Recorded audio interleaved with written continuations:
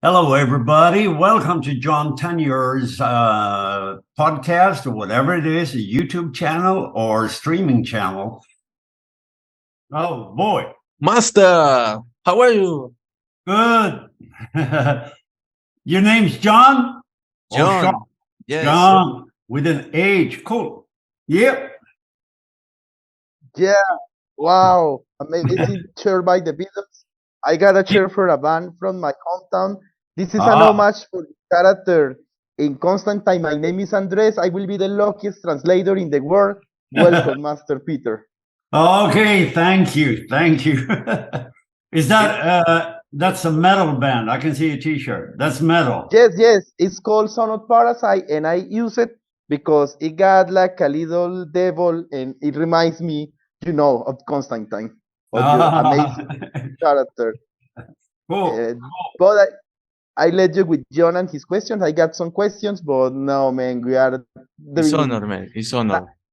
Yeah, honor. I'm sorry, my Spanish is bad. No problem. But I try my English. No problem. No problem. Yeah. It is an honor for all of Colombia and Latin America to welcome you and living legend. A few words.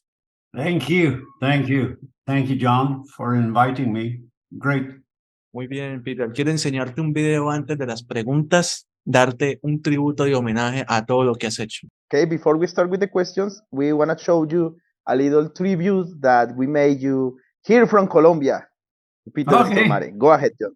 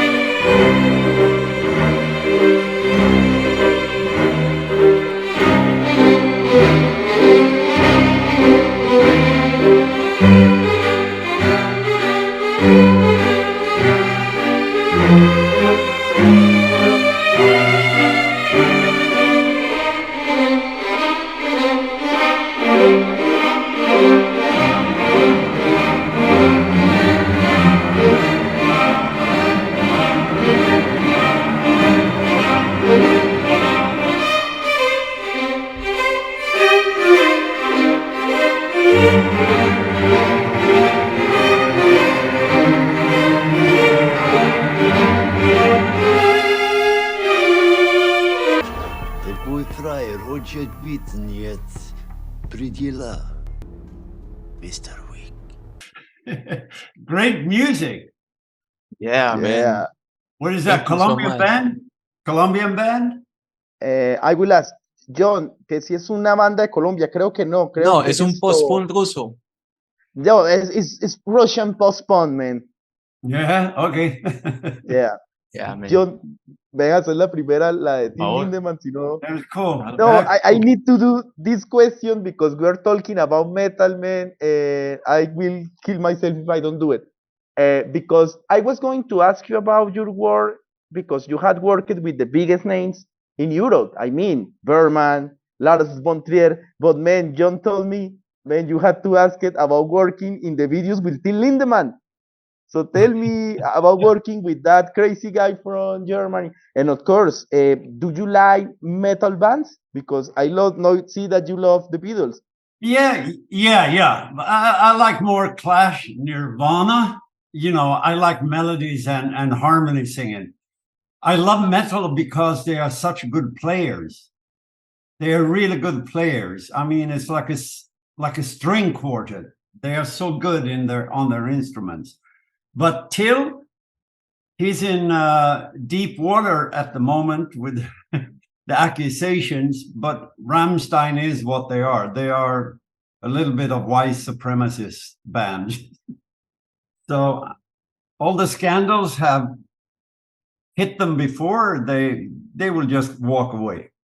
So, but he's a nice guy. I love working with him, and I've been on stage with him, and Yeah, he's a really cool guy, and he's a really great poet. His poems are very beautiful. And tell me about working with the biggest names in Europe, mainly because I know that you had started working with Berman, but later you appeared because a lot of people mention your work. But one of my favorite roles that you had played is the one in Dancing in the Dark with in Lars von Trier, the Lars von Trier movie. So tell me a little bit.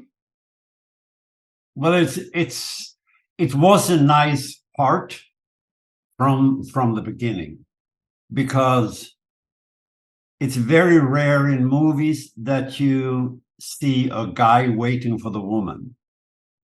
And he is, as Lars von Trier said, he is like the opposite of stereotypes in movies and fairy tales. It's usually the girl who's waiting for the sailor or the soldier to return back home. But he is the opposite. He's a guy who's going to wait for her. It's the love of his life. And he will not harm her or anybody. He will wait. If it takes 1 year, 10 years, 100 years, he will be there waiting for her to return back home. So that's a nice way to go into that character. He's very gentle and very soft in his heart for this woman. A beautiful word. And I know Jhon got a question that he's dying to do for. Jhon, dale. Thank you. Peter, yo quiero hablarte sobre dos producciones importantes, que es Spoon y Purgatory. ¿Cuál es su experiencia ante estas historias increíbles que a mí me parecieron súper maravillosas? Y también, ¿cómo es compartir pantalla con un gran amigo del canal, Eric Roberts? Man, I know you listen some words. We got the loot in the channel to talk with the amazing Eric Roberts. We know that you love to work with him. So Jhon got a question about an amazing movie that is Spoon, but also he's asking about your role in Purgatory. Make Jhon happy. Yeah, Purgatory is a long time ago, and it was great to do a Wild West movie and to be a cowboy coming from Europe and be a cowboy in a Wild West movie. It was a beautiful script that was cut short because it ran out of money and off, the budget. We broke the budget, and so the ending was not as good as it was written. It was a beautiful, beautiful script. And they should redo it and keep the ending. The director had to cut it short. The producer says, we'll have to end it next week, and you have to do this, and cut. So it was a fantastic movie to be part of, and to work with Sam Shepard, the fantastic actor, musician, and playwright that is gone now. It's a movie, and Eric Roberts is an old friend of mine, so it was great. And Spun was my crazy Swedish friend, Jonas Åkerlund. And it's a great movie, and I don't know the cast. We're like 40 people in the cast. And it also was a movie that was done independently and taken away from Jonas. And it made a lot of money, but Jonas and we actors, we didn't see any money at all. But it did a lot of good. But the producer who bought the project took off with it, edited it together, and sold it for a lot of money. So Spun is a fun movie. The music is fantastic. I wrote a couple of songs, and it's a great movie, especially the music. And before Jhon do his question, it's crazy, no? Because Jonas, a lot of people don't know that Jonas started. He was the drummer from Battery, and now we will thought that he will become that amazing movie director. But Jhon got a question about a great movie, Jhon Atlas, si no te mato. Hay una película, Peter, que se llama Clown. Clown es considerada como una de las películas que trata como de sorprender al público con el tema del terror de los payasos. Muchos quieren saber, y yo quiero saber, es sobre cómo ves el futuro del cine de terror en el tema de los payasos y más tu experiencia en clown. Y decirle que con él cumplimos el sueño de hablar con alguien de clown. Peter, it's crazy because in this channel the only one that we miss is Pennywise, because we had talked with all the crazy killer clowns. We had talked with Art the Clown. We had talked with Gacy, the actor, of course. We had talked with a lot, but you appear in one amazing movie that is Clown. So tell us, how do you see the future of this subgenre and this movie? Because this movie is special, man. I mean, this got another twist. We know that Eli Roth is a genius, and the director is great because that director became the one that made the Spider-Man movies. Who had thought after doing that social dark movie? Tell us about Clown, and with you, we got more crazy clowns here in the channel after we have your movies. No, but clowns are great, and Clown was actually a great script, a very good script, great director, and my part to get your stitches and stuff in your mouth and you have to cut them open. It was really great to do on in front of a camera. Actually, there was a sequel. It was like a 3-part, like a franchise. Unfortunately, I have to, Harvey Weinstein, the Weinstein Company was involved, and they have a reputation of bringing some movies to the front and just some movies in the back burner. So I think the problem for Clown, I think it's a good movie, but it should have been done like 3 movies in a row. They had outline for all the scripts, and it was really good. And the script was so good, so they wanted a franchise, 3 movies. But unfortunately, the Weinstein Company held back on promotion and to take the movie out, to festivals and stuff. But I think it could have been a great vehicle if it was done in 3 movies. Because the second movie was all about going back to Norway in the snow during winter and looking for the origin of the real clown. So that would have been a great adventure. So it's a great movie. I'm happy you mention it because a lot of people have forgotten about it. And good for the director that is taking off. Hopefully he can do the sequel one day. I need to translate that part because I'm sorry.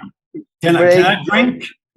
Go ahead. No, of course. And I need to translate that part. It's healthy shit. Healthy shit. Because I need to break the heart from Jhon, knowing that it could be a 3-part movie, but like, Jhon, necesito traducir porque tengo que romperte el corazón. Iba a ser una trilogía. Oh my God. Pero llegaron los Weinstein y lo echaron todo para atrás. Si te digo de qué trata la segunda parte, te echas a llorar. Se iban a Noruega a buscar los orígenes del payaso. No puede ser. Oh, it's amazing, Peter. Oh, wow. Hollywood. Hollywood, yes. But I got a question. Jhon, tengo una pregunta. Peter, we know that one of the most viral videos that you got is the one that you told with about your work doing voices.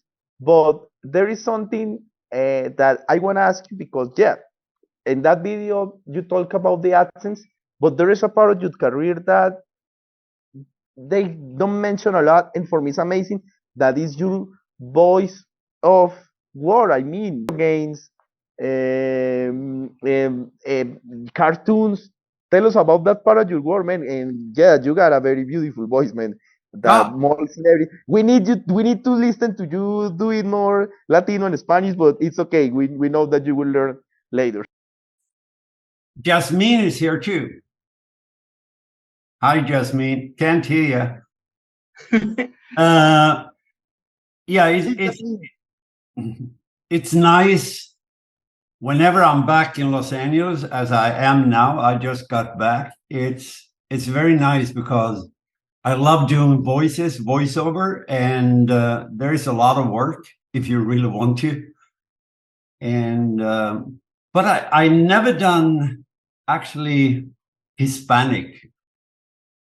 My accent, but I just did a thing for Amazon, 8-part, a big thing where I talk like an Italian all the time.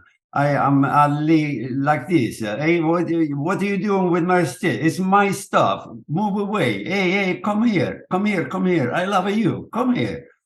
So that is fun. I've done English, and I've done a lot of East European, Scandinavian, but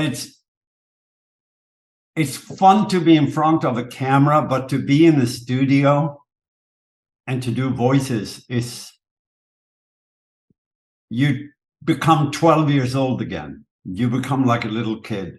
It's very rewarding. And yeah, I love going into a studio and just doing, hey, get out of here. What are you doing to me? Well, I'm gonna eat you. No, you can't eat me. I'm too little.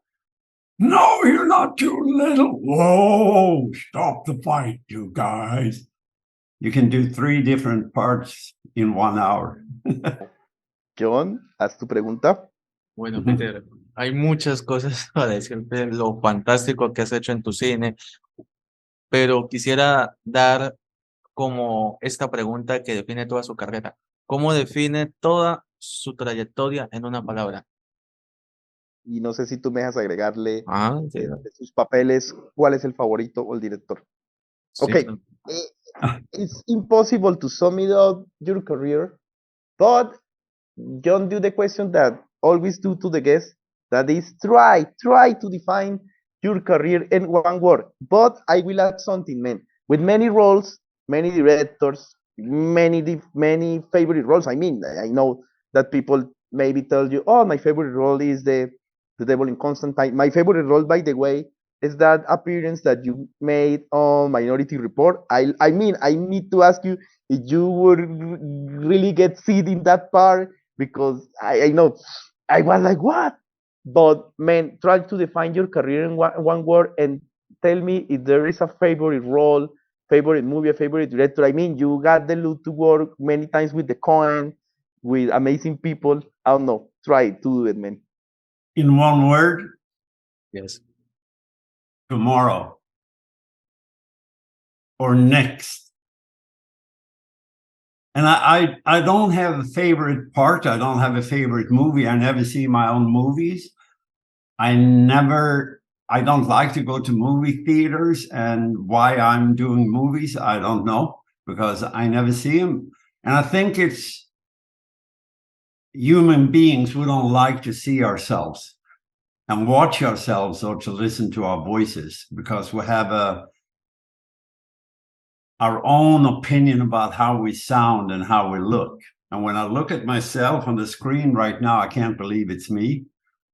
And it looks horrible and I sound horrible. But to see yourself in a movie you did 1 year ago or 1.5 years ago, you have forgotten about it. You can't see it. You just see bad things about yourself. You can't ever watch it really. You don't understand what it's about. So I haven't seen any of my movies really from A to Z. And I don't think most of actors or actresses, they never watch themselves. There is a few who loves to see themselves maybe, but they are very, very few, maybe 5 in Hollywood. Wow. But we got your body of work. That's what it matters. I don't know. Yeah, and I'm gonna do a lot in my last chapter now. That's, a lot of things are coming up, so watch out.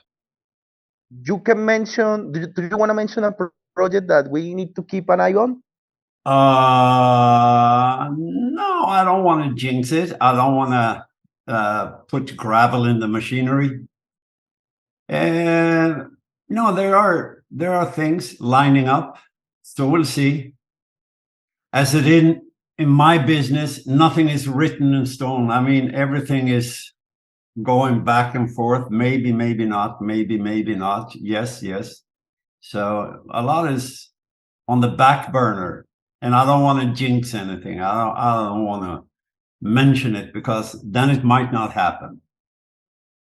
Yes. And we don't know how Hollywood works because I know so many people have to tell you. There are many people that have say why they don't nominate Peter Stormare for his role in Constantine, why don't nominate him for an Oscar for his role in Fargo. But I know that you got the crazes and rabid fans, man, and we are happy to be. I mean, you got fans here in Colombia that had you told about it in all over the world. Yeah. We wanna mention that. John, no sé si tienes algo por decir, saludos, la foto, redes. Él dice que tiene varios proyectos, pero que no quiere mencionarlos. Y que, No. y que dice, le dijo así, ¿no? Que este es el último capítulo de su vida y que se van a sorprender. Wow, Nos eso es dijo increíble. así. Vamos a darle un fuerte aplauso, luego los saludos. ¡Bravo! Peter. Voy a mostrarte un saludo, bueno, alguien que te quiere, pues, obviamente decir toda la admiración hacia usted, que es Kirill Nikiforov.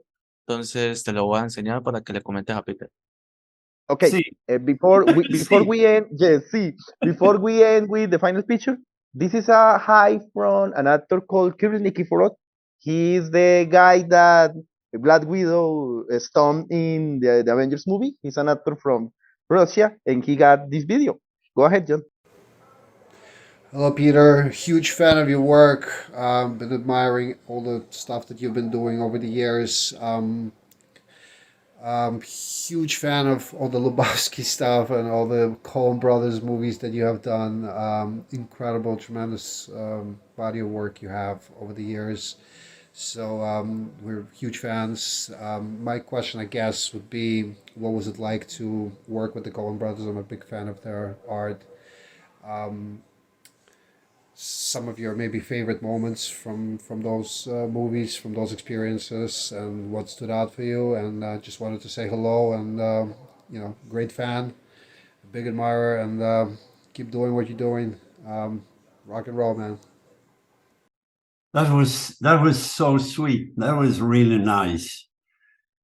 Where is Kirill living? Where is he living? I will ask you, John, Kirill sigue en Rusia? Está en Nueva York. He's now in New York, but when we interviewed him back in the years, he was in Russia, living her Russia? Yeah. Yes, but New York. He's in New York now. Yeah, but I want to ask Kirill Nikiforov. Hey, Kirill Nikiforov. That was a nice video. And thank you. And we are brothers because we're both actors. And we know that's a bond that goes all over the world. The Coen brothers are very, very special because they are old school, like Ingmar Bergman or like Tarkovsky in Russia. They sort of are aware of the script. They are prepared. They know exactly. They grew up with film, celluloid, so they are well prepared. To shoot like with the Coen brothers is to work with old Hollywood and old filmmaking, where you had to do a lot of homework. The Coen brothers are so prepared. Sometimes the day is supposed to end at 5 o'clock, they can say it's a wrap, we finish, and it's 3:30. And we say, okay, we have some more time. And they say, no, that's it for today. So go home. It's not that common anymore. Directors come in and they don't really know the script. There's some great directors like Tarantino, Wes Anderson, to mention two, or Steven Soderbergh. They know about the script and they know how to shoot. But directors, young directors, are so inexperienced and they have a digital camera and they exhaust the actors by taking a scene 23 times instead of doing it 3 times and get a good one. Because old actors know also how to do different takes with different styles, so the editor can put it together. And the Coen brothers, they do one scene and they shoot it, bang, bang, bang, bang. Yeah, that's all we need. and it's over. The scene is over. It's like, you don't need another shot. No, we know exactly. So people used to have a storyboard in the good old days. You could see, you know, on a wall somewhere where the scenes you have to shoot for the day. And that's what you prep to do, and they do it. And there are still some older directors that use the same method, but it's going away. The new style is not that efficient. It's more costly, and it's not that efficient. The hours are longer, and the takes are tedious sometimes. You call a master shot, you know, you just use the beginning and end maybe, and something in the middle. You do it once or twice. But I worked with young directors with digital camera. You do it 23 times, 27 times, and they put the camera in different positions. And by the 23rd time, you're so exhausted, so you can kill the director. Okay, that's a long answer. But to Kirill, thank you. That was really nice of you. I hope we'll meet one day. And don't hate me for sometimes doing East Europeans and sometimes Russians. Yeah, hopefully Kirill and you work. Kirill is an amazing person and a great actor. Great. Jhon, Yeah. Bueno, qué hermoso. antes de... Dime, ¿para la foto? Hermosísimo. Primero la foto y luego, si Jasmine tiene unas palabras, puede decírsela antes de un video. Entonces, primero la foto. Okay, we are going to take a picture so we can share to the social media. Jasmine, turn on the camera. Jasmine, prende la cámara. Go ahead. Allá. 1, 2, and... Yes. Save a moment, please. Dime que quedó bien, Jhon. Amazing, amazing. Jasmine, Amazing. tienes la oportunidad. Más que decirte, es como un agradecimiento, es un honor para todos, creo que los que estamos acá, tenerte, darle gracias a Jhon, pero sobre todo sentir y representar ese agradecimiento que tenemos contigo por tu trabajo, por tu trayectoria, por lo que nos das, ¿sí? Porque pues nosotros nos quedamos con eso. Entonces, más que decirte lo mucho que te admiramos, es decirte gracias. I think you understand the gracias. Yeah. Yes, Yeah. say most that the word that she can say, that's what she say, is the big thank you that we got for your work. Yeah. Thank you. Thank you. No, it's so great to make connection. Okay. Peter, you can send a big hi to the channel. You can say Jhon's channel or wherever you want. Go ahead. What's the name then? Just John's channel? Yes, because it's Jhon's Jatenjor's interviews, but I know that is some of yes, even for me it's so tedious. So Jhon's channel, and tell your social media so people can follow you. Jatenjor? Jatenjor? Yes, you pronounce it right. Jatenjor. Jatenjor? Yes. Hello, everybody. Welcome to Jhon Tenyor's podcast, or whatever it is, a YouTube channel or streaming channel. I'm honored to be on here for 1 hour. So listen to all my tedious replies to his incredible questions. And I try to be as upfront as I can be and honest. So thank you for tuning in, everybody. And I hope you have a wonderful, wonderful life ahead of you. Hello, Peter. This is Jhon Cardenas. Big fan of yours, of your work. I've followed your filmography ever since I was a kid, which is a long time ago. I wanted to ask you a couple of questions. Question number one would be about your character of Cabaldi from your first, I believe, your first collaboration with Terry Gilliam, which is The Brothers Grimm. I think it's a very underrated film, and one of the reasons why it's so interesting is because of your really campy performance, which is no surprise there, but you were pretty cool in that movie. And also I wanted to ask you about your experience with several filmmakers, because looking at your filmography, you worked with talents such as Spielberg, Gilliam, Michael Bay, even Ingmar Bergman, which I believe was your second film, Fanny and Alexander. So what kind of lessons, or what do you think, has all of these experiences have in common, and how have you felt working with this very varied catalog of filmmakers throughout your more than 40 years of career. So thank you for listening to these questions. I send you a salute from Colombia, and I hope that you have a wonderful day. Cardenas, Cardenas, he has a Greek background. He sounds a Greek. I don't know. Thank you for your question. And you're a brother and actor just like me, so we're always entwined. I think Terry Gilliam's, all his movies have been underrated. He's a genius for me. I'm a friend of his, and everything he does is incredible. He's one of the most intelligent people I've met. He has a brain bigger than two of us together. He knows everything about everything, and he's so well educated and so funny. And Brothers Grimm, I think, is a fantastic movie. My part was a God-given gift to me because I could do a Cavaldi. His backstory, he's from Parma in Italy, and he's a torturer. He's a medieval guy who can torture people. So I have to come up with a good Italian accent, and I just look at some movies from the 40s and 50s, how they did Italian, or The Godfather, when they tried to be Italian. And when you meet Al Pacino and De Niro, they can't speak Italian at all, when you say a couple of phrases.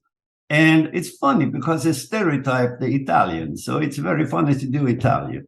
And Cavalli is, it's one of the parts I would love to do over and over again, Cavaldi. And thank you, Jhon. And for all the big directors, it is, for an actor like yourself, it's always wonderful to work with good directors. And it's very horrible and very hard on your heart and soul to work with bad directors. And when you have a good director, it was more common in the past because usually directors came from theater and they knew about characters, that a priest is different than a lawyer and a worker talks different than a girl, maid. We're all different. Even if we have the same language, we use it differently. And in the old school, they had to create characters. And today, characters have disappeared. Everybody speaks with the same kind of grammar and language, and they all sound the same to me. It's like they just say lines so the scene can move forward. But I don't think the movies were they better before. Maybe, I don't know. But the method was much better. The method was much better because you got great ensembles doing great things together, not just one actor or actress. You got ensemble with different characters together. And that is what makes a good movie, to see different characters come together. I talk a lot. I'm sorry, dear audience. I talk a lot. You gotta have subtitles in Spanish. Thank you so We much. love that. You told a lot. Don't worry. Jhon, dime. Peter, gracias por esta oportunidad. Yeah. La verdad, increíble todo. Mil gracias. Cumpliste un sueño a todos nosotros. Y dice Sebastián Parga y Mike Ferguson que hacen cine gracias a ti. Okay. I know Jhon said a lot, but of course, a big thank you, of course, that you fulfill a dream. And two guys, Mike Ferguson and Sebastián Parra, friends of the channel, they say that they made movies for you. So that's the final words that we say. No, thank you, Peter. Thank you very much. And let's talk again in half a year. Maybe I have some more answers for you then. I would love to come back. It's very great. Yeah. I will translate that because Jhon will flip out. Jhon, que tal vez en medio año puede que él vuelva porque tiene más cosas por decir. Salud. Salud, cheers. Cheers. Chin, chin. And thank you so very much for changing the time. I have a little bit of an emergency later on, so thank you for accommodating me. I will tell that to John. John, que gracias también por entenderlo, por cambiar el horario. Él tuvo una No emergencia. problem. Thanks Yeah. for all. Thanks for Mara. Thank you, Peter. God bless Thank you. you. Yeah. De Thank you, nada. Peter. De nada. De nada. Thank Ciao. you so much. Bye See bye. you. See you. See See ya. you soon before Christmas. Thank you. Thank you. Bye bye. Bye bye. Thank you, John. Thank you. Jasmine. Bye bye. Bye bye.